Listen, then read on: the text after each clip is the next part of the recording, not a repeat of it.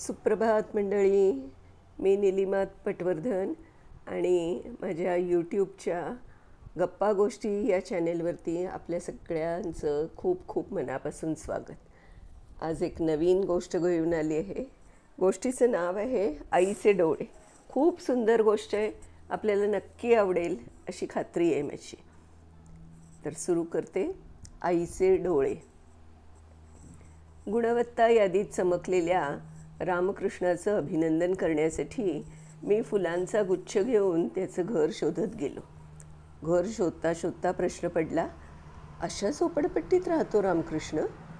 पण राहतो किती नेटनेटका. त्याच्या व्यक्तिमत्वातील टापटिपीवरून त्याच्या घराचा बांधलेला अंदाज अगदी साफ कोसळला होता. गटारांची अनेक जाळी धडपडत ओलांडत एका फळकुटाच्या झोपडीजवळ गेलो. इथंच तो राहतो म्हणून कुणीतरी सांगितलं. काळोखातून प्रकाश बाहेर यावा तसा रामकृष्ण माझ्या आवाजानंच बाहेर आला. सर? आत गेलो. अभिनंदन गुच्छ देत म्हटलं. मला जायला तसा 3-4 दिवस उशीरच झाला होता. अभिनंदनाची पहिली वर्दळ थांबून आता रुटीन सुरू झालं होतं. गुणवत्ता यादीत आलेल्या मुलाचं हे असं घर? रामकृष्ण अभ्यास कुठे केला असेल? बाजूच्या रेल्वे आणि लाऊडस्पीकरच्या सततच्या गदारोळात त्यानं अभ्यास कसा केला असेल? त्याचं पुन्हा पुन्हा अभिनंदन करताना मनातल्या मनात ते काळोखे कोपरे पाहत स्वतःलाच विचारित होतो. सर, खूप खूप बरं वाटलं. खरं तर तुम्ही घरी यायला हवंच होतं असं नाही, म्हणजे घरी आलात हे खरंच वाटत नाही आहे. सावरलेलो नाही आहे मी. तुमच्यासाठी चहा करतो असं म्हणत तो स्टोवला पंप मारू लागला.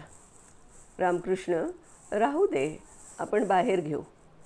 तुम्ही काळजी करू नका, मी उत्तम चहा करतो. कॅडबरीच्या पुढं खोपटला कॅन्टीन चालवतो. फक्त चहाचं. चहाच्या वाफांनी वातावरण भारलं. घरात दुसरं कोणी? ताई आहे, टायपिंगच्या क्लासला गेली. वडील किराणा दुकानात हमाल आहेत. आणि आई? आई नाही. रेंगाळलेली स्तब्धता कशी प्रवाही करावी या विचारानं मी गोंधळलो. चहा त्यानं खरंच उत्कृष्ट केला होता, अगदी जीव ओतून.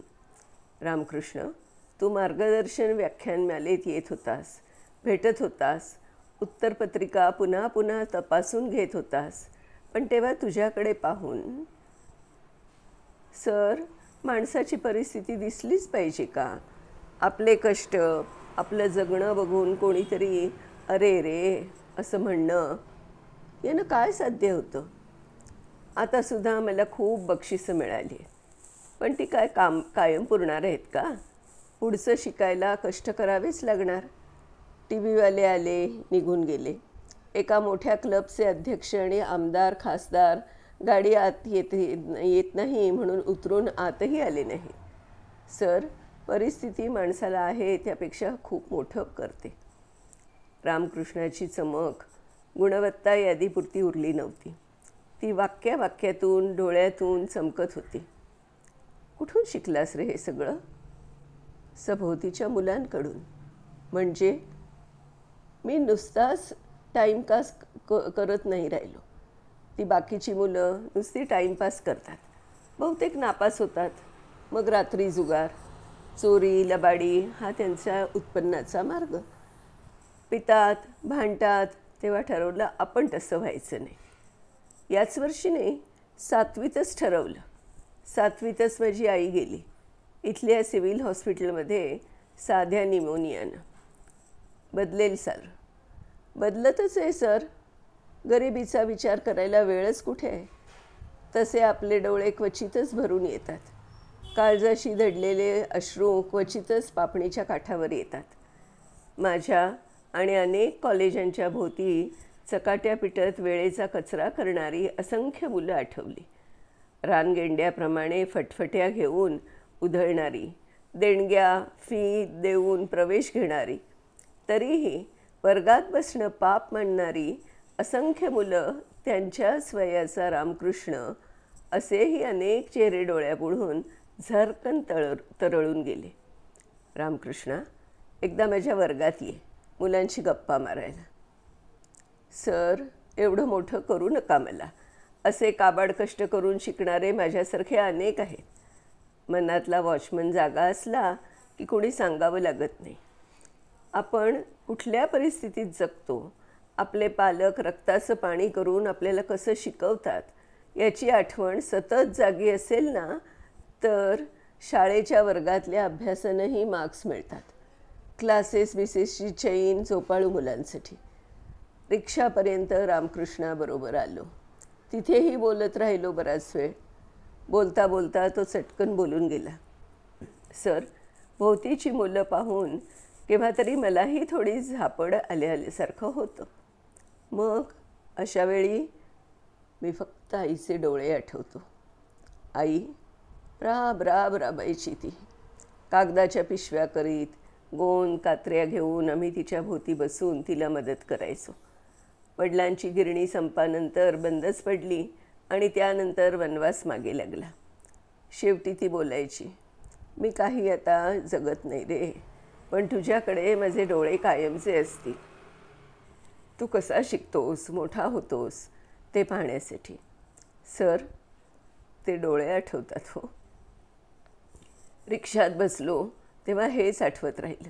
सतत कुणीतरी आपल्याला सांगावंच लागतं, अभ्यास कर, लवकर उठ. पालक किती मरमर मरतात आपल्यासाठी याची आतून जाण असणारा असा एखाद दुसराच. परवा एक शिक्षिका असलेली पालक आई स्टाफ रूममध्ये विषण्ण चेहऱ्याने आली. मुलगा सकाळी उठतच नाही. तो 7चं लेक्चर नेहमी बुडवतच असतो, ऐकतच नाही. आता म्हणतो शिकायचं नाही, काही करायचं नाही. कोणाचं मुळे ऐकतच नाही. फक्त रडायची बाकी होती ती बाई. खूप काही सुंदर घडविण्यासारख्या तारुण्याचा ऋतू संपून गेल्यावर कितीतरी विद्यार्थी जागे होतात. तेव्हा उशीर झालेला असतो. एक भकास दुपार आणि निराश संध्याकाळ. सकाळी उठण्यासाठी जबरदस्ती, कॉलेजला जाण्यासाठी जबरदस्ती, मग शिकण्यासाठी जबरदस्ती, परीक्षेसाठी, त्याआधी वर्गात हजर राहण्यासाठी पण जबरदस्ती. जबरदस्तीनं कधी फूल उमलतं का? रोपानं स्वतःहूनच आतून ठरवलेलं असतं. विद्यार्थ्यांनाही तसं आतूनच ठरवायला हवं. आईचे बाबांचे डोळे आठवण्यासाठी ते प्रत्यक्ष मरायलाच हवेत का? आपण वर्गात गुंडगिरी करताना किंवा वाह्यात वेळ घालवताना, चाचणीत 0 मार्क मिळवताना, बसमधून लोकलमधून लोंबकळत येणारे आईवडील आठवत नाहीत? मुलांसाठीच पैसे जमा करायला सारखे वेगवेगळ्या ठिकाणी कंपनीच्या हमाली कामासाठी वाऱ्या करणारे थकलेले बाबा आठवत नाहीत? मग अशी वांड मुलं ही शेवटपर्यंत हलाखीत हमालीच करतात. घरात आपण लहान असू, पण जाणीवेनं थोडं समजूतदार झालं तर पालकांच्या घामाचं गुलाबपाणी होऊ शकतं. यशाची राईस प्लेट रेडीमेड मिळत नाही हे आत्ताच कळायला हवं. यश शिजत ठेवावं लागतं परिस्थितीच्या धगीनं. कधी महत्त्वाकांक्षेच्या इंधनानं आयुष्य उकळत ठेवावं लागतं हे केव्हा कळणार? 40व्या वर्षी? SSCला फॉर्म भरायला पैसे नव्हते ते रामकृष्णाकडे पाहताना आठवून त्याच्या आईच्या हातातली शेवटची सोन्याची बांगडी गहाण टाकण्यासाठी निघालेले माझे वडील आठवले. आई म्हणाली, ही शेवटची, पुढं काय? अजूनही घरातले ते क्षण आठवत आहेत. नातेवाईकांनी केलेली उपेक्षा आठवते. निष्कांचन आईला पुढे येऊ न देणारे नातेवाईक आठवते.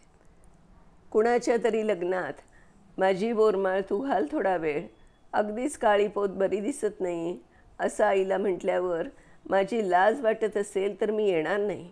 आले तर जशी आहे तशीच येईन हे बाणेदार म्हणाई सुनावणारी माझी आई आठवली. आणि नंतर ती म्हणाली होती, माझा दागिना बघायचा असेल तर माझा मुलगा बघा. त्या वाक्याने केवढी जबाबदारी टाकली आपल्यावर ते आठवलं. असे प्रसंग झपाटून शिकणाऱ्या मुलांच्या आयुष्यात निरंजन होऊन येतात. दारिद्र्य माणसाला संपवू शकत नाही, पण आळस, उदासीनता, ध्येयशून्यता पार नेस्तनाबूत करते माणसाला. मला दिलेल्या एका मुलाखतीतलं आशा भोसले यांचं वाक्य आठवलं. सुखी माणूस कधी कलावंत होऊ शकत नाही. खूप काही प्रेरणा देणारी ही रसरसलेली आयुष्य तेव्हाच घडतात, आकाराला येतात, जेव्हा जगाच्या पाठीवर आपण कुठेही असलो तरी आपल्याला आठवत असतात कष्टाळू, अपार विश्वासाने कर्तृत्व गाजवण्यासाठी जगात ज्यांनी आपल्याला पाठवलं आहे असे आपल्यासाठी स्वप्न पाहणारे आईचे डोळे, आपल्या आईचे डोळे. मित्रांनो, खरं आहे ना, जोपर्यंत आपण स्वतःला आपल्याला असं समजत नाही की आपल्या आईवडिलांनी किती कष्ट घेतलेत आपल्याला शिकवण्यासाठी, तोपर्यंत आपण पुढे येऊ शकत नाही. धन्यवाद.